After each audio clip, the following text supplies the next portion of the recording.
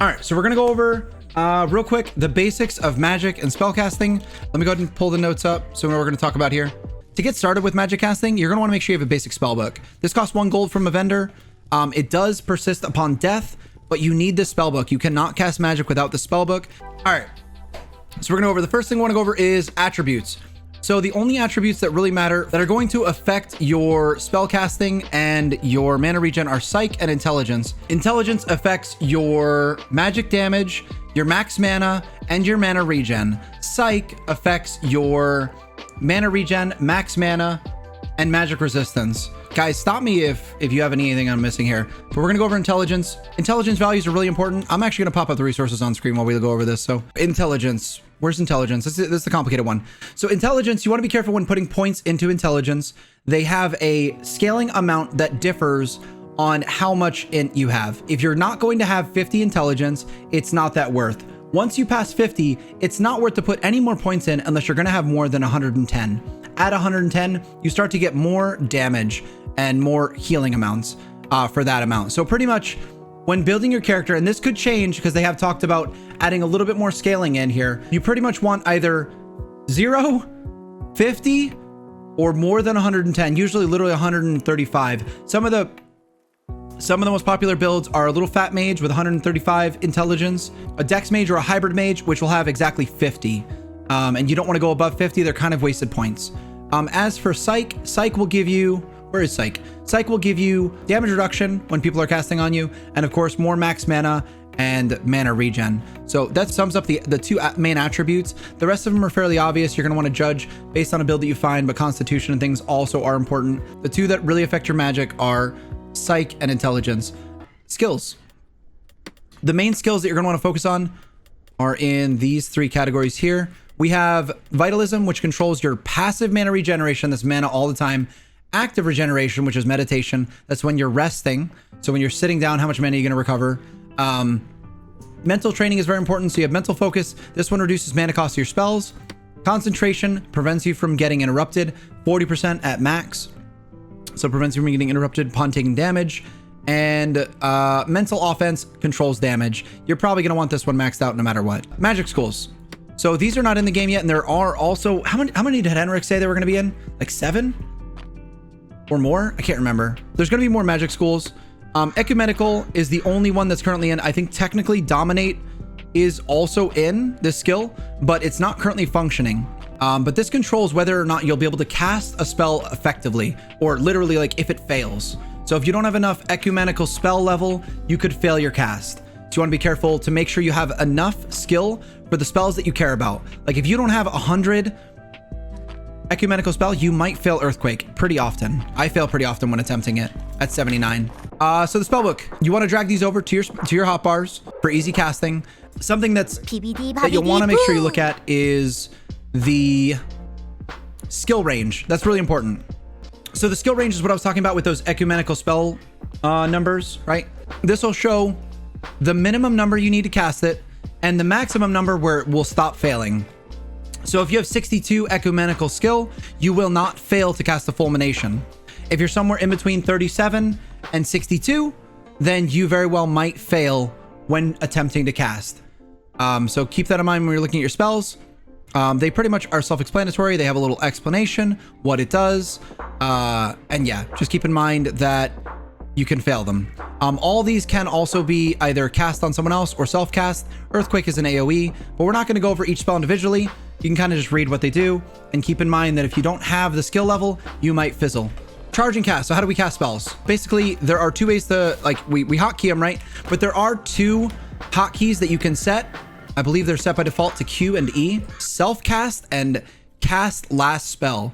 They both technically cast the last spell that you did. So the spellcasting system is a charge and then cast system. So you charge up the spell, you'll hold it for a set amount of time. You'll see it in the right below my health bars. We have 15 seconds left to cast this spell off. Once that timer runs out, if we didn't cast it, we don't use mana, but we also just fizzle out. We don't get to use the spell. Now, if we choose to cast it, we're going to do a normal cast. It's going to attempt to cast what's in front of us.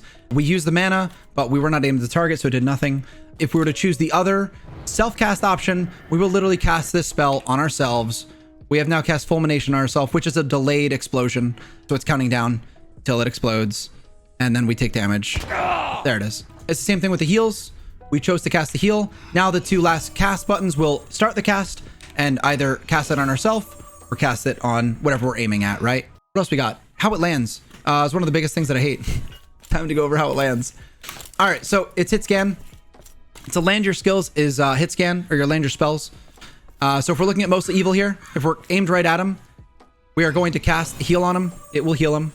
If we miss him, his hitbox by any amount, it will miss. You got to be careful with your aim. That one missed because we did not actually hit his physical character model. So when you're casting spells, make sure you're aimed on the exact target. If you're off, it will miss. I don't know if they're going to change that at any point, but right now that's how it works. So when casting, make sure you are aiming right at him. Honestly, I play with a crazy low DPI and low sensitivity like it's a shooter because of this reason. So we can hold on a target and hopefully land our spells. It helps. So keep in mind, if you're missing your spells a lot, you may want to down your sensitivity to a good amount so that you land your spells easier.